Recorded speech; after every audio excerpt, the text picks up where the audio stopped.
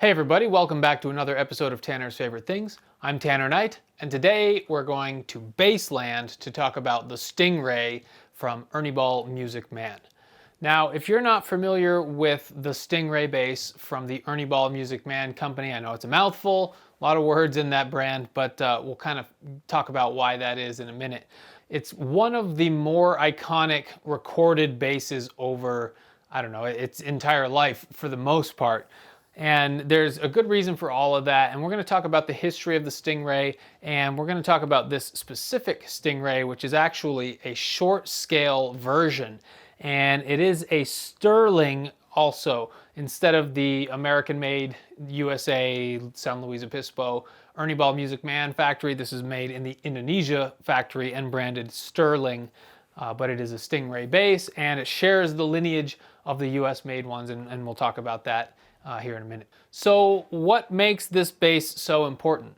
Well, a few things, but I think the most important thing about this guitar is the fact that it does have an active preamp, and it was the first production line bass in history to have an active 9-volt preamp, which means you have a pickup that not only relies on the capacitance of the magnets inside of it, but it has a boost, a preamp built in that's powered by a 9-volt battery to either boost a specific portion of the 3-band EQ or the whole signal or a few different things. It's not one kind of preamp to rule them all. There's a few different ways you can tune it.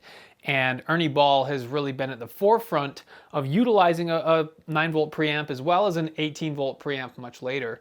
But initially they started with just a regular old 9-volt, and it really changed the characteristic of the bass in a very favorable way, I would guess. So many famous bass players have played a Stingray on so many famous tracks, from Tony Levin to Louis Johnson, all the way in between, Flea, all these guys, Tom Comerford of Rage Against the Machine. They're known to be Ernie Ball Music Man guys and have recorded iconic music with this bass. What does the active pickup do? Well, it first of all gives you a treble boost, is kind of how I understand it. And I don't think it's that simple, but it does provide more high end in the sound without sacrificing the low end of the bass.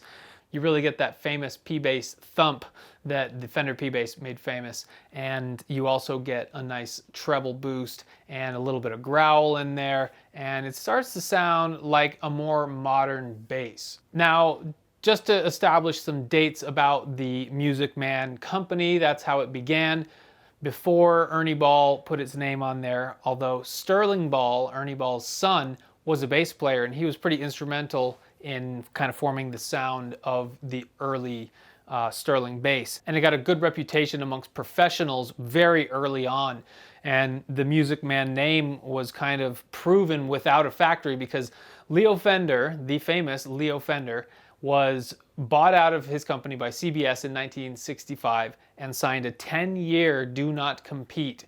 And that means that he couldn't design a guitar, he couldn't build a guitar, he could not have anything to do with the guitar company in any way for 10 years.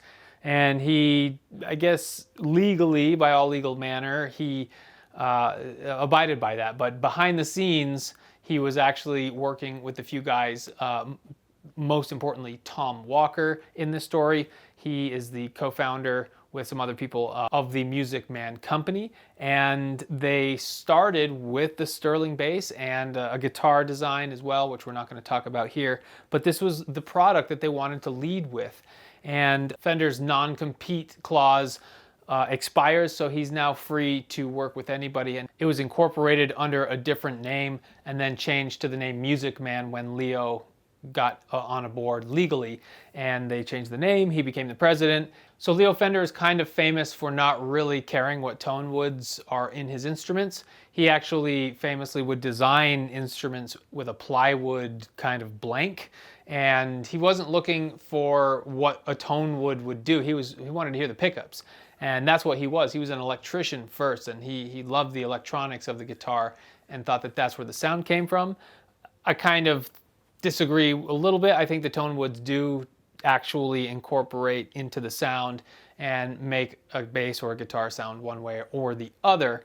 But having said that, you could make a large argument, especially with active pickups, that a lot of those tonal characteristics of any wood gets erased along the way. What I'm saying is that these aren't necessarily made with the same woods throughout history. That's not as important to Music Man as it is today with most modern luthiers. Having said that, they do get access to some of the choicest woods of all guitar makers in the country. Somehow, they just have the best looking tops and just really interesting woods for most of their US made products. Again, this is not one of those. Just from a historical context, the tone woods were not necessarily all that important. We typically will have a maple neck. Sometimes it'll have a rosewood fretboard.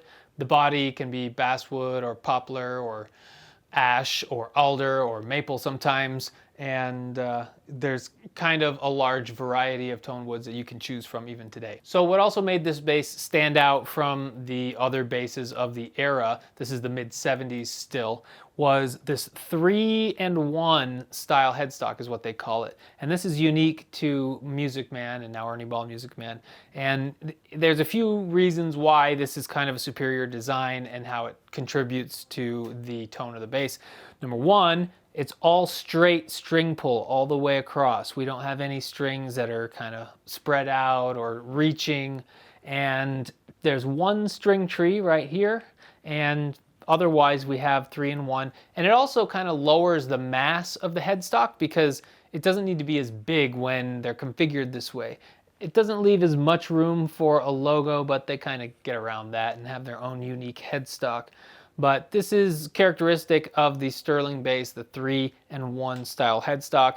The other important aspect of the Sterling bass is the EQ situation, and that is kind of different in this case because the Sterling short scale bass only has 3 knobs, but most basses in the Sterling family will have 4 knobs, and one of them will be a push-pull. Doesn't look like any of these are on this bass, so we just have straight potentiometers. And this bass has actually seen a lot of upgrades, including the potentiometers and the pickup. So it's really kind of been gutted from the original Sterling electronics and upgraded to kind of fancier electronics, which we'll talk about here in a second. In general, the Sterling bass is an active bass, but the short scale bass is a passive bass. And that's one of the reasons that I really like this bass. It does not have a 9-volt. There's just no need to power this pickup because it is a passive pickup. The short scale bass is in fact shorter. It's 30 inches from nut to bridge. And you can see they utilize all of this body. They put the bridge as far back as they can, and that's on all of the Sterling basses, even the 34 scale inch versions. They have basically no real estate at the end here besides this bridge, and that's just by design. That's how they design them, and that keeps the actual length of the bass as short as possible, even on the long scale. But with the 30-inch, this feels way more like a guitar. It's got a pretty narrow nut width. I'll get out the calipers in a second and get some measurements, but the neck is slim. It's not wizard slim like an Ibanez, but it's not like a big chunky precision either. It's pretty uniformly thin and easy to manipulate up and down the fretboard. And I think that's kind of the best way to describe playing this version of the Sterling bass, is it's just fast. It wants to go and your fingers can keep up, and you know, it's a really fast feeling bass guitar which plays more like a regular guitar. This is definitely an iconic bass range, and it's not really capable of capturing every single nuance in one video. There are metal-ish basses that are in the Stingray collection. Again, they're short scale, there's more 5-string varieties, and more classic, more new 18-volt preamp options. So all options are available, and each one kind of suits a specific niche. And ultimately, this is a very versatile bass that you could have one bass to rule them all if you so decided, but there are many different options out there if you do want to get a little more specific with your needs. So our nut width appears to be 1.49 inches or 38 millimeters, and at the 12th, 2.11 or 2.12 inches and the thickness at the first fret here is 0.82 inches. It doesn't get very much thicker either at the 12th. Our 12th fret depth here is 0.91, so still very slender. So there are some specs on this 30-inch scale length neck. It's a lot skinnier in places and narrower in places than you might expect. So it's very fast, very nice feeling. It's not too small or too thin in any place. I really like how this bass feels. This particular year model came with a maple neck. I believe now they come with a baked maple neck, which is always a little nicer than just regular maple because it does add a little bit of color, darkens up that maple, plus it adds a little bit of strength to an already very strong and tough wood. So how did the Ernie Ball name get on the actual company, Ernie Ball Music Man? Well, like I said, Sterling Ball, the son of actual Ernie Ball, the guy who was friends with Leo Fender. They had a long-standing friendship going back into the 1940s, and they were, contemporaries. And Sterling, the son of Ernie Ball, was really the bass aficionado, and he had a lot of direction for the young Music Man company. And in 1984, the Ernie Ball company, which was run by Sterling Ball at the time, purchased Music Man, incorporated the two, and then had their name on the headstock as well. If you're not familiar with Ernie Ball, they are a historic U.S. instrument manufacturer, mostly known for making strings, guitar strings, bass strings, instrument strings, steel mostly, but I believe they also have some gut options as well. You can really get any type of instrument string from Ernie Ball, to my knowledge. But it's beyond that, they have other instrument brands under their umbrella, and in 1984 they took the Music Man name and incorporated it with their own. The Sterling brand is introduced in the mid-2000s at some point, and it's really their first foray into international manufacturing and licensing their instruments through an Asian factory, in this case, Indonesia. Much like PRS with their Korean and Indonesian factories, they have a very, very tight control over how those luthiers make those guitars, and they really run a tight ship. This is a very, very fine feeling guitar or bass guitar for being at around a $600 price point. And that's maybe a little more expensive than, like, say, a Squier, which is made in a similar factory. But I'd say that the quality of build is slightly more. It's worth it, in my opinion, to go with like a Sterling over a Squier because of that build quality, a little more of the quality control, and the kind of modern specs of the Ernie Ball instruments. The Squiers, you can still find active P basses and J basses, but it's just not the same. This thing was built with an active preamp. Well, not this one, but the Sterling bass was built with an active preamp from the start, so that lineage is there, and getting that in a $600 price point is really a high value. And that's, I believe, what the 34-inch scale length cost is as well. It might be 50 bucks more, but around that $600 price point. So let's take a look at the back real quick. We do have our open gear tuners, pretty standard for basses of this price point, and no scarf joint from the looks of things. We have just one nice piece of maple right here, and our neck is held on with 6 bolts, so it's a 6-bolt construction.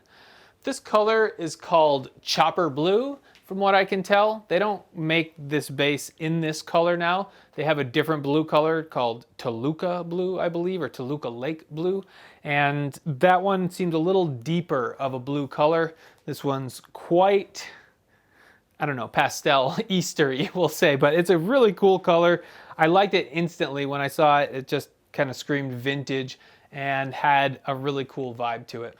I do believe that they make a neck-through design Stingray, or Ernie Ball Music Man does, from at least the US factory. I don't know about Sterling, but most of them are bolt-on. That's pretty characteristic of any Leo Fender design.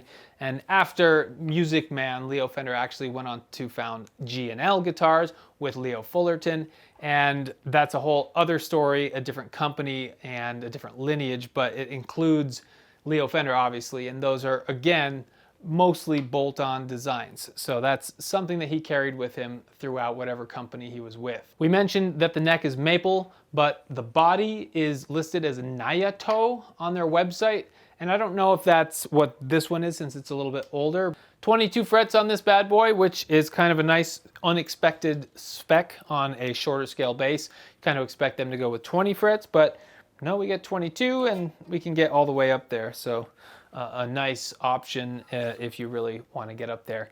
And one of my favorite bass players, Tony Levin of King Crimson and Peter Gabriel's bassist from the 80s, used a Stingray bass on pretty much every recording that he's been a part of. And if you just look up Tony Levin and look up his discography, you'll see he appears on so many iconic records and is just a beast of a bass player. His choice, the Stingray bass. Okay, well, I'm no Tony Levin, but I've been playing this thing and have a feel for it. So I'd like to give you a tonal sample, first going through an amplifier and then going directly into my Octo preamp on the instrument setting, which I've been using to record for the most part. But when I want to crank this thing up, I'm glad that I have my little Warwick Gnome 200 watt solid state amp plugged into this acoustic 201 dual 15-inch speaker cabinet. So this thing can shake the hell out of the house if I want it to, but for the most part, when I want the most clean, isolated sound, I'll go directly into the preamp and capture sound that way. Let's hear it through the speaker first.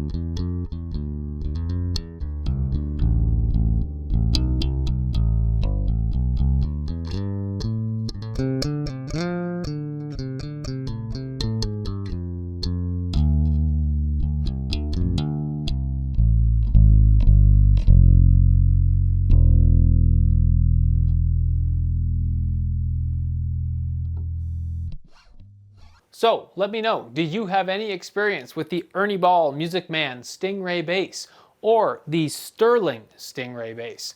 I've only picked this one up, and I've been looking for these for a long time, and I actually don't own this bass. This one belongs to my friend Rhett. So shout out Rhett if you're watching. Hopefully you dig this video. This is your bass, and I really like it. It's kind of been inspiring me to pick one of these up. I've been looking for a deal on a Stingray bass for a long time, but it's hard to find them under $2,000 because they hold their value incredibly well, especially the US made ones. So the Sterling option, it's good to know that this is a very good choice and a high value for that $600 price point if you decide to go that route. And yeah, maybe I will. It's a really nice feeling instrument and well appointed. And it has a different feel than my array of Fender basses, which I'm more familiar with. So that's what I've been looking for, and hopefully I can pick one of these up myself and take a look at another one, maybe compare and contrast against this one. But in the meantime, hopefully this will answer some questions and scratch that itch that you might have for a new bass of your own. So go ahead and take a look at the Sterling Stingray or Ernie Ball Music Man Stingray bass if you are looking for a more modern, articulate bass sound that is different than your standard Fender or even PV style bass. So thanks for watching. Please like and subscribe. That always helps me with keeping this channel going, and I hope to see you on the next one.